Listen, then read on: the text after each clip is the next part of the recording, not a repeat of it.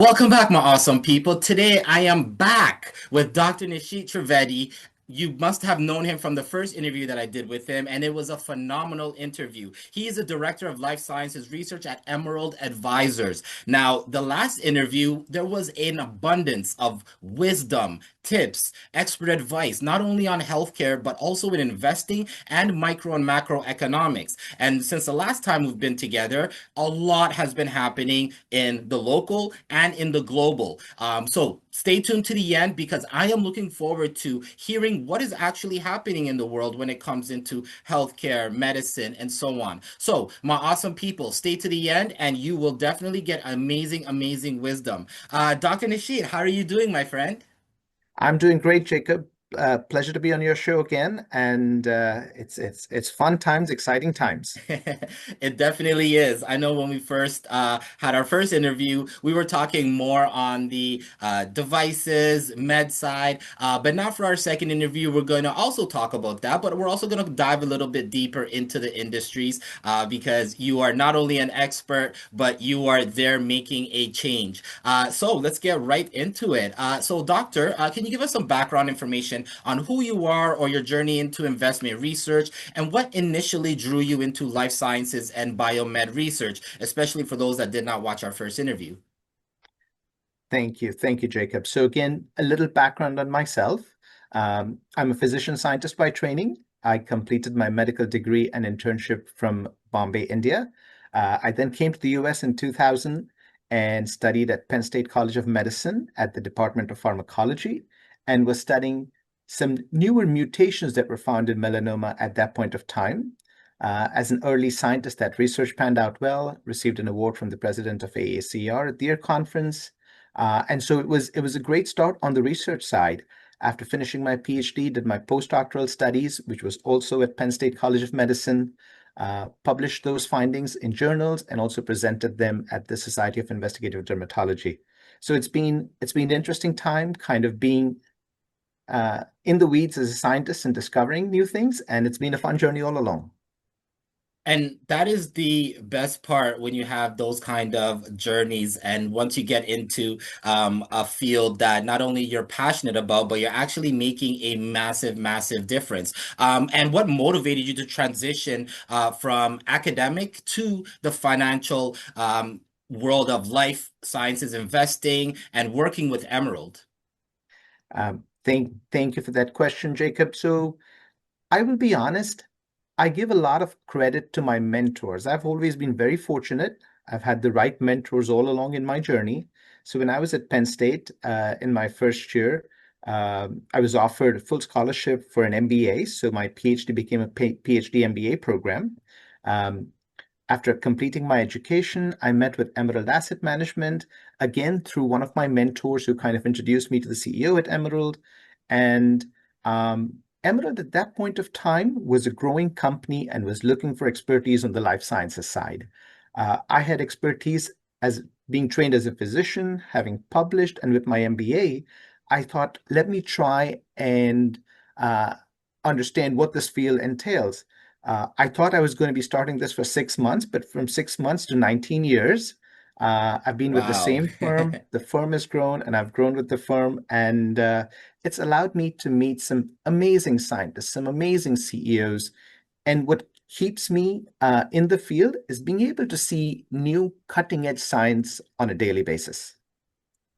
And that's actually awesome that you said that because you don't see many people going from one career, I guess, not a change, but kind of a career extension and loving what they do and they stick with it for 19 years. It's like you start off with an idea of, I'll be here maybe a year, maybe 2 years max, and then I'm going somewhere else. But 19 years, that means not only is Emerald a wonderful, wonderful place to work at, but also I'm sure you work with a great bunch of team members as well. And so, what is Emerald's core mission? Maybe what is its end goal? Sure. So happy to give a little background about Emerald Asset Management. Emerald Asset Management has been around for 32 plus years. Our headquarters are in Lancaster, Pennsylvania, but we have offices in King of Prussia, Philadelphia as well. So we're based in the Mid-Atlantic. The firm manages about 5 billion assets under management. They have mutual funds, separate accounts, and more recently, we have ventured into the world of ETFs. I think uh the history of Emerald is not only interesting, but it actually is long enough to see that Emerald has gone through the many phases. I'm sure 30 years ago when Emerald first started, the traditional investing style was 30% bonds, 20% treasuries, and so on. But I'm not now, maybe 20 years later, 15 years later, the whole landscape of investing has changed, especially as you just mentioned. Emerald has gone into the ETFs. ETFs have been making a major, major splash in the stock market and in the investing space. And so, what do you think about ETFs as a whole? Me personally, and many of my audience members, we are dividend investors, ETF investors. We like that. We can take some risk, but we also like the little safety net that an ETF gives. What was the interesting thing that you enjoy about ETFs? So you're very correct. And so you've highlighted the theme very correctly, that there was more money going into the ETFs as we look at the past 5 years. And we felt that this trend is going to continue because of the advantages that ETFs offer. So we've had a very successful small cap growth mutual fund and other mutual funds. And so we've kind of been in the industry and have a long-term track record. But going to the ETF world was a decision that we made about 2.5 years ago. We started foraying initially into life sciences because that's where we kind of felt we had a team that had the experience to evaluate some of these complex companies. And what we wanted to do was to kind of build something separate, something unique from a perspective as to, this is an ETF that is actively managed. So you have a lot of ETFs that are passively managed, but one of the things that differentiates this ETF from others, which is LFSC, is more an actively managed ETFs on the life sciences side. We also kind of understand that from a long-term perspective, there's going to be innovations coming from across the world. So as we think into the future, maybe 2 years, 4 years, 5 years down the road, we also kind of want to make sure that we are incorporating companies in the international realm also as part of the ETF. So the ETF covers all the different sectors of life sciences. So we definitely cover the healthcare side of the equation, from biotech to medical devices to health tech, everything in digital health, synthetic biology, and anything where we kind of feel that life sciences or biology is kind of playing a role. So this is something which also allows us to go sometimes when biotech is more in favor, more heavy on the biotech side. Sometimes when medtech or healthcare services are more in favor, kind of tilt the balance more towards that side. So it's diversified within life sciences, but it's got all the components. And our idea is to kind of see how we are successful within this world of actively managed ETFs. And It's still a that's young product, though. It's just been 10 months, so it's an early product and an early venture. And that's perfect because I think right now with the ETF boom, I've interviewed countless individuals from different firms and investing companies, and many of their newest products, whether it was maybe 2 to 5 years in between that, have been ETFs, whether it's thematic, covered call, and so on. So just to talk a little bit more about LFSC, what differentiates Emerald from other firms? And when choosing the holdings for LFSC, what type of analysis, what type of steps do you take from the idea to actually deciding on, okay, this company will be part of the ETF? Again, excellent question, Jacob. And again, it's very important to understand how we think about constituting the ETF.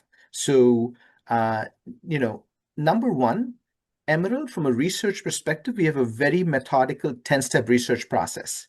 And that research process involves everything from understanding the products that a company has, understanding the intellectual property and IP. And I've spent a lot of time looking at patents that a company kind of is putting out there, because you can learn a lot from the patents in terms of where the company is thinking about, going. So we kind of have a very thorough process in terms of understanding the products, understanding the IP, meeting with the management team and understanding culture, visiting the company, going through all the filings that the company does, building our own financial model to kind of see how far or close we are to where consensus estimates are. And so it's a thoroughly vetted process. And this is something that we've been doing for many, many years. So it's a process that we are kind of used to. And it's a very methodical process. And as I highlighted, the thing that differentiates LFSC is the actively managed part. And the other thing about the ETF is you look at the uh, five main members and the portfolio managers, uh, all five of us have been together for at least 19 years. So it's a team that's been along for a long time. It's not a team that's just come together recently. It's a team that's consistently known each other and has been involved in his experience in doing this thing.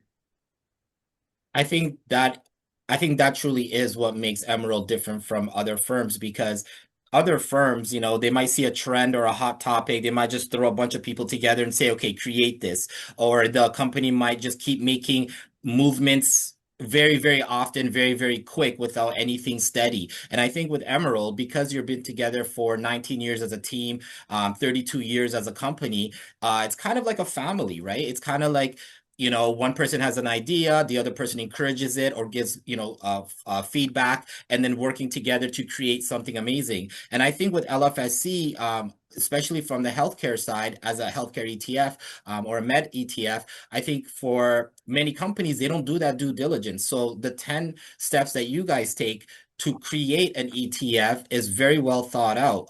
Many firms they don't have a 10-step process. I don't think many of them even have a 3-step process. They just pick companies, throw an options cover on it, and boom, there's their ETF. So now let's take a little pivot on from the ETF. How have developments, because you are an expert in oncology and cancer therapeutics, so how have the developments on oncology and cancer therapeutics changed since your melanoma work, and can you tell us more about that? Because not I don't know if my viewers understand some of the words I just said. Sure. No, completely fair, and it's a very good question, Jacob. And it's interesting because we are in a world of personalized medicine.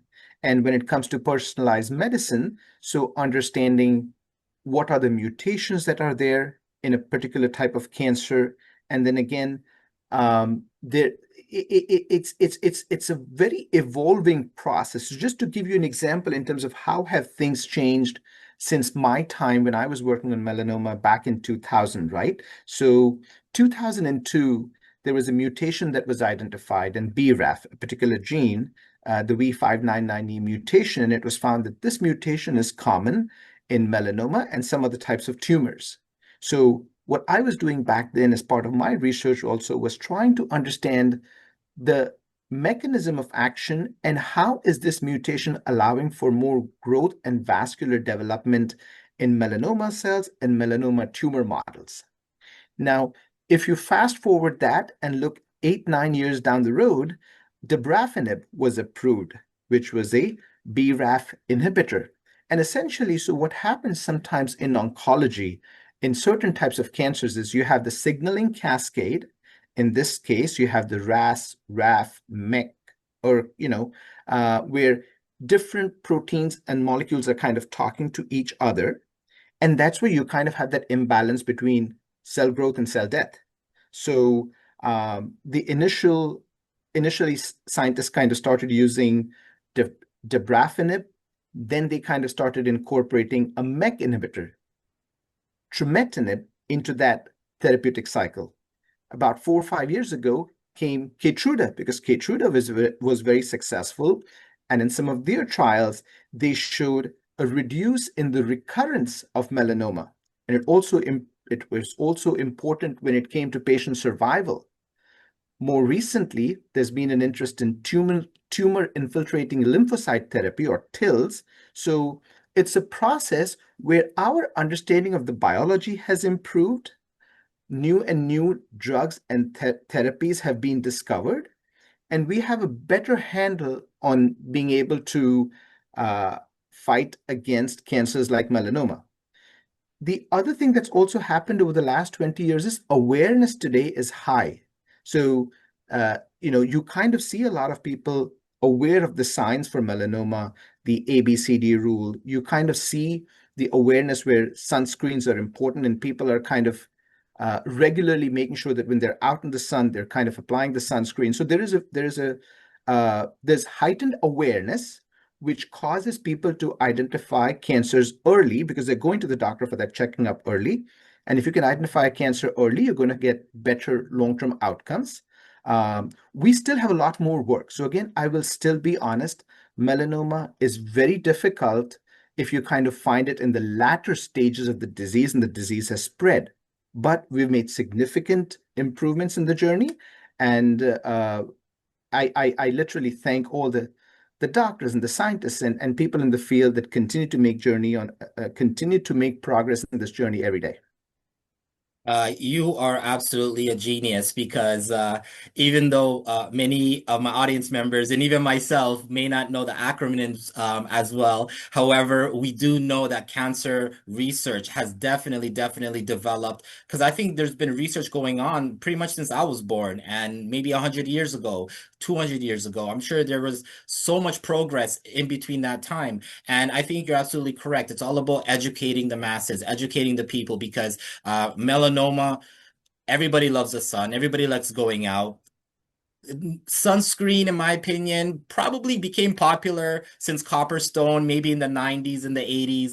And now it's everywhere. Now it's kind of like mandatory. You have to put on sunscreen. And I know that with the environmentalists, they'll also say because of the ozone depletion, the penetration of the sun is also a lot stronger. So thank you for all that work, doctor, because we we as humans we have to take care of ourselves and we won't know how to take care of ourselves unless we educate ourselves. And so just to stay on that, so I know there was tons and tons of progress that has happened in cancer research, but are there any current or maybe evolving technologies? I know education is one, but are there any specific technologies that are, maybe using AI, maybe using some type of new technology that is giving us much better diagnosis and so on? Sure. So on the diagnostic front, again, that's a great question. And I think there's a lot happening on the diagnostic front. There's a lot happening on the AI front, which is kind of helping with the diagnosis. And there's a lot happening on the diagnostic front. So let's kind of first go to the diagnostic front, then we'll kind of go to the AI side of the equation. In some ways, the two things also kind of play hand in hand, but say liquid biopsy is say a 3 billion market today, but I think it's going to be a much bigger market as we look at the next 10 years. I think liquid biopsy is still at its infancy, and we see this as being as a very big market. So to kind of keep it simple and explain at a basic level, what is liquid biopsy? As the tumor grows, parts of the tumor can break and then it kind of starts showing up in the bloodstream. So as it shows up in the bloodstream, it can either show up as circulating tumor cells, or it can show up as fragments of DNA once that cell is lysed and broken. So you can either have the tumor cells or the DNA from those tumor cells. Now, one of the challenges is to find this, it's almost like finding a needle in a haystack because you're going through a blood sample and you're trying to find these circulating tumor cells and circulating tumor DNA. And so that had been the challenge thus far. But what's happened more recently in the last 5, 10 years, that there's been a dramatic improvement in the technology to identify circulating tumor cells, circulating tumor DNA. And so over the last decade, I think this field has gone through a transition, and we are really now able to improve the sensitivity of liquid biopsies, and that is very beneficial. So to kind of also explain to you, how is it beneficial? Why is it beneficial? Because again, so if you understand the word biopsy, traditionally, you would think of biopsy as you would be kind of putting in you'd be doing a needle, you'd be putting in a needle into a tumor, taking up some cells, taking up some liquid around it. So it was kind of, you were interrogating the tumor. Now, that's helpful, but with liquid biopsy, the advantage is this is now you're taking a blood sample or it can be other liquids in the body as well, but this is minimally invasive. So you don't have to kind of like, do a procedure to get to the tumor. You can also now do serial monitoring. By serial monitoring means you can do this test repeatedly, say at every 3-month interval. And when you do the test repeatedly over 3-month interval, what that can help you is that if there were acquired mutations, if there is resistance emerging within the tumor, you can now pick up some of those changes because of the fragments of DNA that are kind of now circulating in the blood. You can also understand, is your patient responding to the therapy? Because if your patient is responding to the therapy as well, you can pick that up. You can also overcome some of the limitations of intratumoral heterogeneity. So I don't want to kind of go into some of the details of that intratumoral heterogeneity, but it's an important reason why liquid biopsy is very beneficial. And when you do liquid biopsy on a routine basis after the tumor has been removed, you can also kind of figure out if a patient is going to undergo relapse, or you can find the tumor, if it's coming back, you can find it maybe 6 months before it would really show up on a radiographic detection, meaning on an X-ray, CT, some kind of a radiographic technology. So with minimal residual disease, you can detect cancer if it recurs. You can make sure that you are following the progression of the therapy. Sometimes if the therapy is not responding, you may want to change the therapy. So you can kind of monitor the tumor very much with liquid biopsy. And that's why I kind of think this is an interesting area of science. There's a lot happening. There's also more happening in the screening world. So you may have seen those ads on TV when it comes to, say, Cologuard, which is a stool test for colorectal cancers. I think, like, a lot of people would have seen those ads, and Cologuard has been a very nice test.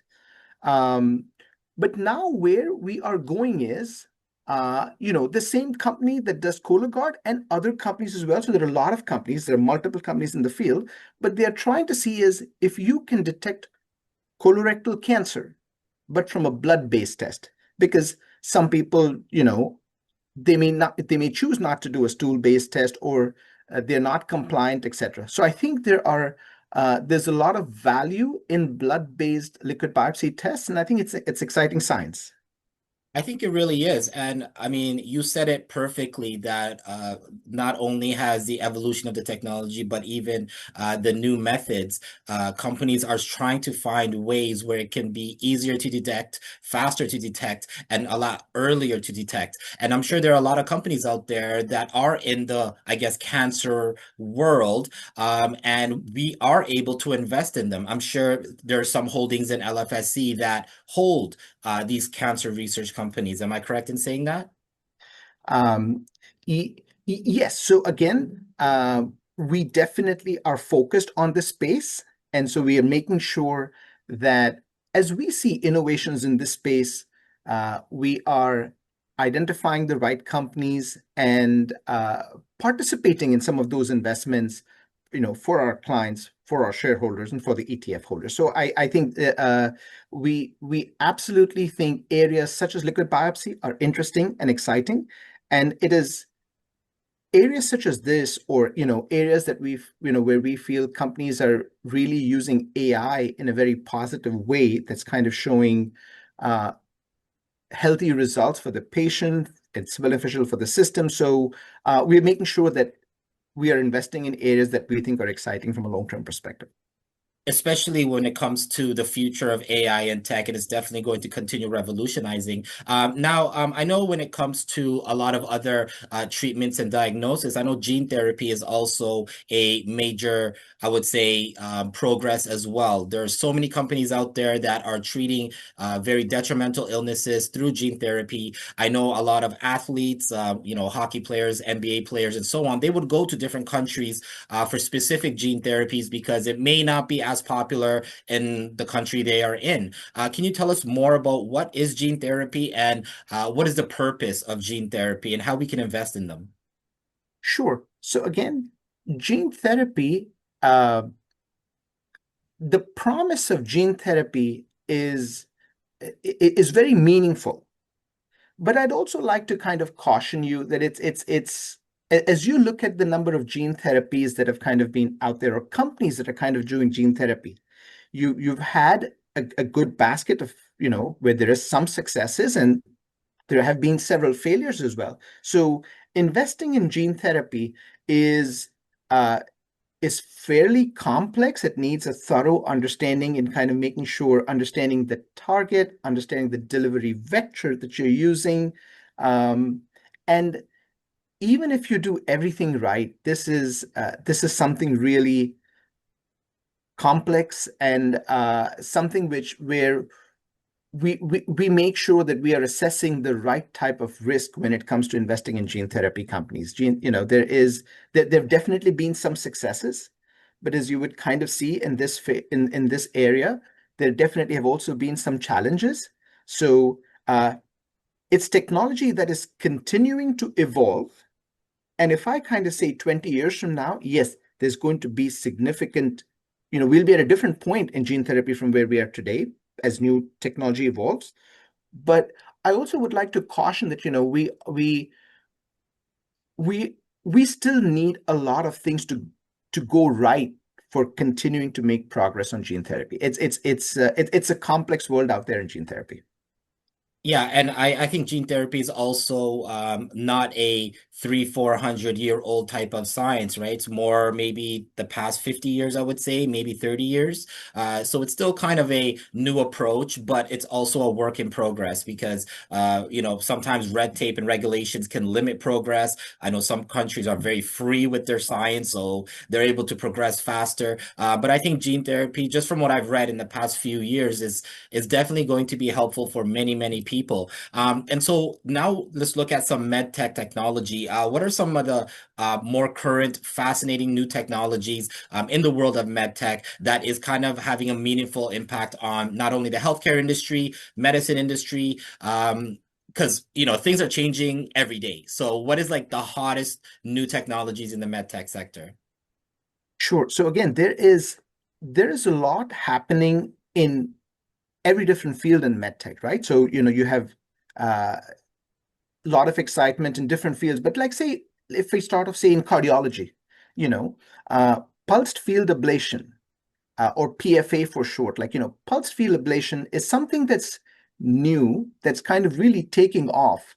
Um, and so recently, it is, with the approval of PFA, you're really seeing a lot of cardiology, you're really seeing a lot of doctors kind of saying this technology offers some very unique advantages versus the previous technologies that they had, say, 3 to 5 years back.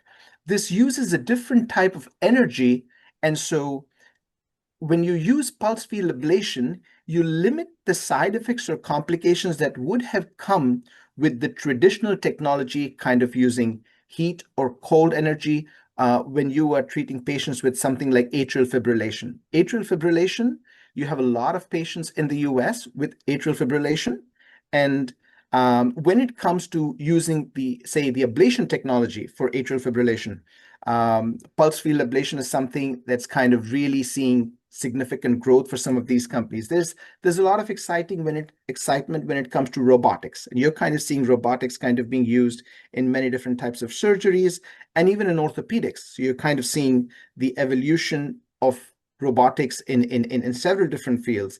If we're seeing even smaller fields kind of being meaningfully impacted. Like, say, for example, if you look at the world of organ transplant, and the world of organ transplants, there've kind of been some new approvals by the FDA in the last 5 years, which allow for organs to being more preserved more efficiently when being transported from A to B. And so that results in, again, uh, more organs being accessible to the system and being able to help more patients, because again, there's a limited supply of organs, so you kind of want to make sure that the organs that you have are well preserved in the transportation process. And so there are a lot of new technologies that are kind of coming out in many areas when it comes to the medtech side of the world. I really like that explanation. What you said just reminds me of the times, when you're watching a TV show or a movie and the doctor's running with the organ in the thermos bucket with ice in it, trying to get on the helicopter to get to the next hospital. So I think, watching that, I always thought I think there could be a better way to transport that, heart or that liver or something. So I'm glad that they're making progress on it. And that actually leads me to my next question. What are some of the major challenges and also opportunities that the healthcare faces, especially now with tariffs going back and forth? I'm sure medical supplies are getting more expensive. I'm sure costs are through the roof at the moment. So what are some of the pros and cons or challenges and opportunities? So, again, as you highlighted, there have been many new variables, in the investment sphere over the past 6, 8 months. For example, the tariffs, right? So, this was something that a lot of companies were kind of.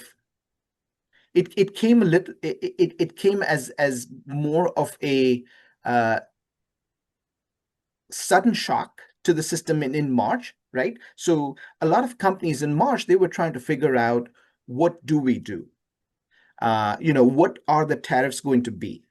But I kind of think if you kind of say from March to now, there is now a much better understanding of what the tariffs will be. So I think today companies are in a much better position of understanding, quantifying, and navigating around the tariff situation than we were in, say, 4 to 5 months ago. So I think things are kind of evolving, and we still don't know how the overall structure of the tariffs will be. And I think it's still, and I would say we'll have much more visibility 4 to 6 weeks from now, once we have some more clarity in terms of um, what the tariffs are going to be on Europe. As an example, say the medical device industry, a lot of medical device products are kind of manufactured in Mexico. So, will there be exemptions under USMCA for medical device companies when they're kind of getting their products from A to B? So there are still some unknowns in the entire process, but I think from a bigger picture perspective, compared to where we were in March and April, medical device companies are in a better position today than where we were. So we've kind of gone through that phase.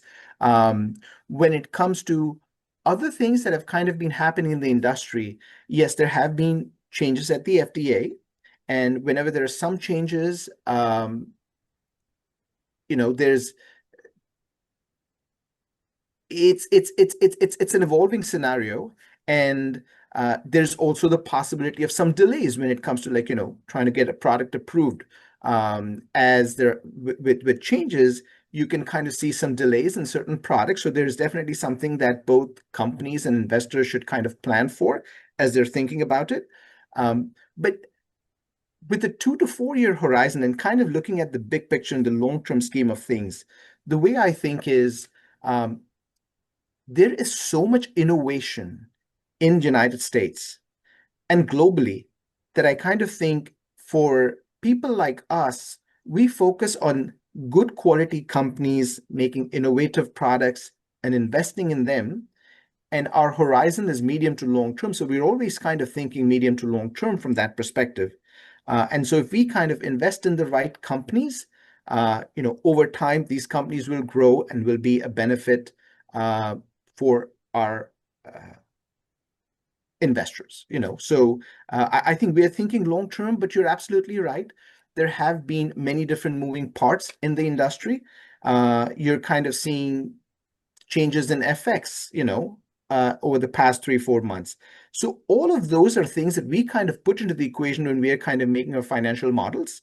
And our role is to kind of make sure we're adaptable. We are seeing and understanding where there are challenges.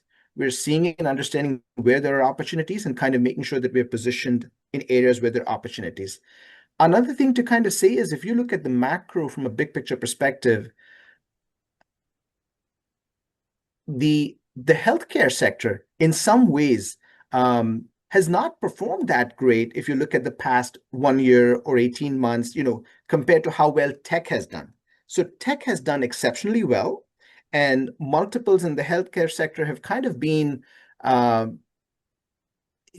are more closer to the lows than the highs, if you look at that long-term picture. But that also provides opportunities if one is kind of thinking from a 3 to 5 year horizon. So our role is to kind of continue to finding those new names, and that's what we do on a daily basis.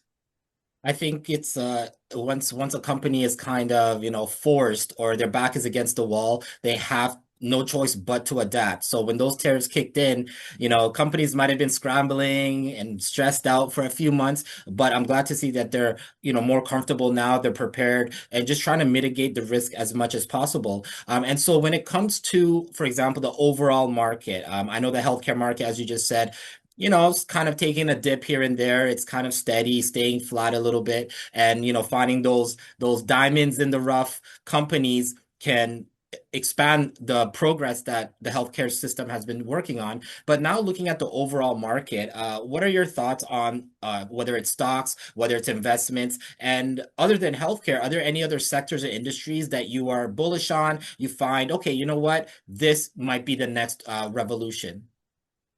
So I would say my expertise is on the healthcare side. If you look at Emerald as a whole, we have analysts that kind of cover all different sectors. But because my expertise is kind of on the life sciences and the healthcare side of it, I kind of want to make sure I'm kind of commenting in areas where I'm more knowledgeable about. So I'd kind of say when it comes to healthcare and life sciences companies, I feel looking at the 19 years of history, uh, multiples today in our sector are attractive and are more towards the lows than the highs. So anybody that's kind of followed life's healthcare for like 15 years, you'd kind of say healthcare stocks today on a relative basis are more attractive, uh, and valuations are low. But again, why have the valuations been low? It's because of some of these challenges that the industry has faced. Say, for example, with tariffs, with NIH budgets, and some of the changes that have kind of happened on that side. So that with interest rates being high, whenever interest rates go higher, the biotech sector kind of on a relative basis suffers a little bit because there is less capital, fewer companies can kind of raise capital. There are fewer IPOs, etc. So we've kind of gone through a challenged environment the past 12 to 18 months when it comes to specifically healthcare and life sciences. But then, as I kind of take a big picture view, historically, healthcare has played a major role in the economy. 17 to 18% of the US GDP of the economy is tied to the life sciences and the healthcare side of the equation. So I think this is a sector where there's a lot of visibility. This is a sector there's been lots of innovative biotech med device companies that have kind of come out from the life sciences sector. So it's a very important sector, and I don't think it's going to stay depressed from a valuation perspective for a very long time. I would not make any predictions in terms of, as to when it bounces, but I definitely feel that for people that have been looking at the healthcare sector for an extended period of time would kind of say, yes, healthcare on a relative basis has underperformed the past year and a half too. But that's one reason why to think about healthcare and kind of saying healthcare doesn't, I mean, no sector consistently underperforms. And with so many tailwinds in healthcare, such as the aging population, and the need for newer technologies, the hips, knees, etc. I am positive on the sector as I kind of take that long-term view. And I'm a big believer in healthcare as well, healthcare investments, healthcare stocks. I own many different various types of healthcare companies in my portfolio, from healthcare REITs like retirement homes to more riskier plays where it's an invention, or it's you blow in it, it might give you a blood reading of some sort. Just they're having fun with the technologies. And so I think you're absolutely correct. The past year or so, we've been kind of in a slump in the healthcare. Um, it's not something that's going to disappear. It will forever be here. Every strong sector always has a dip, and I think this is the perfect time to not only buy healthcare, but also that if you do buy, you just hold it long term. Healthcare And is not a buy it in the morning, sell it in the afternoon type of sector. again, see, I'll be very honest, Jacob. I'm someone that kind of goes fully from a compliance perspective. That is your suggestion or recommendation. From my Mhm. side, I don't tell anybody buy this or buy that. I'm a physician, right? So I kind of go compliance 101. Uh, so I would say for anybody that's an investor, do your research, know your companies. If you're investing in a mutual fund or an ETF or anything like that, do your due diligence, understand the track record of your investments. Go to places like Morningstar and understand, like, how has the particular stock or mutual fund or ETF or sector done. And so all I would say is, um, be an educated investor, do your own research, or trust your financial advisor before making any decisions. I definitely agree. I always tell my audience at the end of every video, do your own due diligence. I'm just the person on YouTube. Don't take my word for it. But I always make sure that whenever I do recommend something, they are not just 100% believing me because I believed many YouTubers in the past didn't go so well. So I try not to be like those individuals. But I think healthcare is definitely top three sectors for investments because we're always going to need it, especially as you said, with the aging population. There's going to be so many new things that are going to be accommodated for them. And so I'm looking forward to seeing where healthcare goes. So now looking ahead, what excites you most about the future of life sciences, let's say over the next decade? And what area, I know you said you're focused more on the medtech side, but are there areas that maybe in healthcare, in life sciences, that can also be a very, very good potential? Sure. So I think if I think about, say, the top three areas where I kind of think there's going to be a need from the societal perspective when it comes to innovation, I would say Alzheimer's is definitely an area where we need better therapeutics, we need better diagnostics, and it's a challenge that many individuals face, either if they're kind of facing the disease or their caregivers helping these patients. So I think there are many challenges, such as Alzheimer's, where we need neurotherapies. There are, if I'm kind of thinking with a 15, 20-year track record or history, I'm thinking also I'd like to see more technologies on the vision front or something that's kind of more protective for the eye, because the amount of screen time that today's um, 10-year-old, 15-year-old, 20-year-old is kind of exposed to. And so you're going to kind of need more and improved vision technologies. I think the spine, I always kind of, I had my daughter in high school do an interesting experiment where she was looking at the cervical spine and how much pressure does the intervertebral disc kind of face when the spine is at varying angles. And that was, again, a very interesting research and an eye opener in some ways, because with most teenagers today, you kind of see their head flexed. The amount of pressure that their cervical spine and the intervertebral disc is taking, that's a lot. So you're going to need more technologies to help people with 20 to 30 years of um, posture challenges. And so I think when I kind of look at today's generation, I kind of, I advise them on making sure that their posture is something very important. They need to be taking care of that. And as well as making sure that they're protecting their eyes. Eyes is something extremely, extremely important. And we all kind of we all want to be sure that if you're in front of your screen for 20 minutes, take a break, go out for a minute or so. Making sure that you're protecting your eyes, it's one of the most precious things that you have.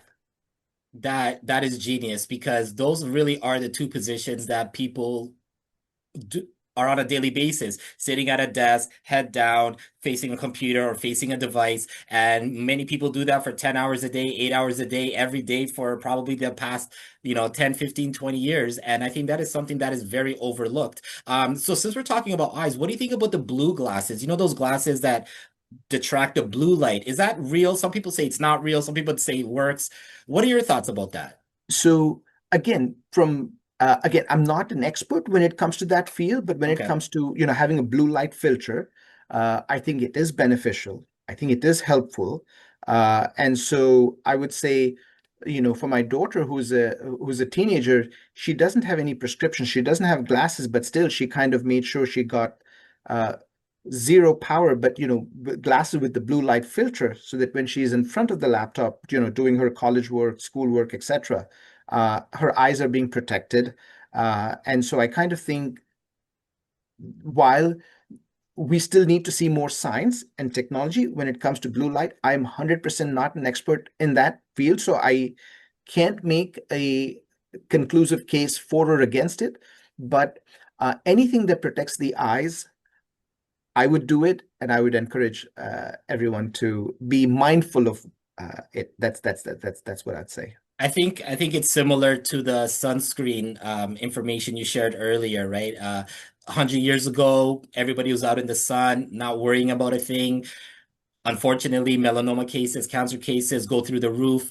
Now, we haven't really seen it as much yet, but the eyes are definitely taking a hit because 30 years, 20 years of looking at a device, there surely will be problems coming up after that. And so, in the science world, healthcare world, there's always going to be one doctor says this, one doctor says that, one expert says this, one expert says that. There's tons of publications from very, very reputable magazines and journals. Have there been any interesting scientific publications that you have either read or maybe in the process of writing? How's the background of the academics looking like for you? So again, there is exciting science that we read from many different journals on a daily basis, and it's great to see kind of innovation in many different areas. We're kind of seeing, like just this morning, I was kind of seeing some very important science that kind of came out on the world of immunotherapy. Uh, I I I I won't get bogged down to some of the details of this science because it's really complex.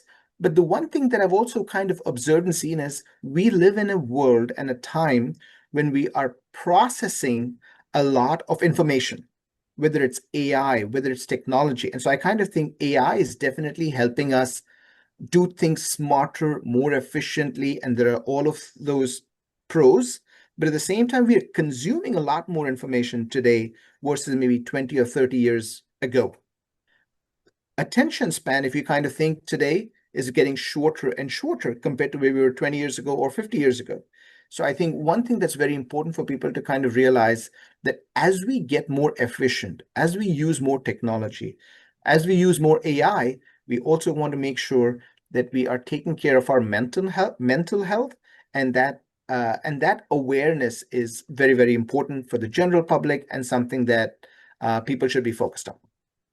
Definitely. In this day and age, we are in information overload, whether it's, deep fakes, fake information, or real information and true information. And so that is something that we're going to have to face in the future. And that is something that I'm sure there's going to be pros and cons to our future information and our future research. We have AI that will help us, but then we also have AI that might, you know, have a whole different scenario about it. But we'll just have to wait and see. Dr. Nishit, thank you so much for being here with me today. You have given us some amazing wisdom and knowledge. But before we end this interview, is there any final mentions, anything coming up with yourself or maybe with Emerald? Any last thoughts to the digital world? No, once again, thank you so much for your time, Jacob. Thank you for all the viewers that have gone through this podcast. What I would kind of say is, um, it's great to see innovation, and I kind of think, as an investor, I would tell your audience, do your homework, do your research, and wishing all of you the very best, and hope you all have a wonderful summer. Thank you so much, Dr. Nishit. And Thank you. as you know, I know it's a very, very busy time. So I'm just so honored that you're here with me for a second time. Audience, this is not the only time or second time you're going to see Dr. Nishit on here. He's going to be here more and more often because, as you can see, he has amazing wisdom in the healthcare sector, medtech sector, and also when it comes to investing.